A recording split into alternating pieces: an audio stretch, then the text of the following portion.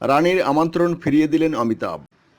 বলিউডের শাহেনশাহ অমিতাভ বচ্চন বাকিংহাম প্যালেসের সাংস্কৃতিক অনুষ্ঠানে যোগ দেওয়ার আমন্ত্রণ পেয়েছিলেন। তাও সেই নিমন্ত্রণের চিঠি পেয়েছিলেন খোদ রানী দ্বিতীয় এলিজাবেথের দপ্তর থেকেই। কিন্তু অবাক হলেও সত্য যে এমন আমন্ত্রণপত্র ফিরিয়ে দিয়েছেন বলিউড বিগ বি। জানা গেছে ইউকে ভারতের সাংস্কৃতিক বছরের সেলিব্রেশনে বাকিংহাম প্যালেসে অমিতাভ বচ্চনকে আমন্ত্রণ জানিয়েছিলেন রানী দ্বিতীয় এলিজাবেথ। কিন্তু তিনি যে নির্দিষ্ট দিনে সেখানে উপস্থিত থাকতে পারবেন না তা জানিয়ে রানীকে বার্তা পাঠিয়ে দিয়েছেন বিগ বি।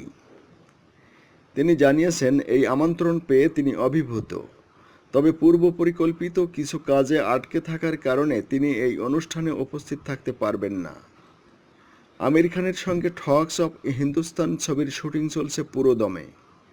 সেই সঙ্গে চলছে গৌরাঙ্গ দোষীর আঁখে ২ ছবির শুটিংও।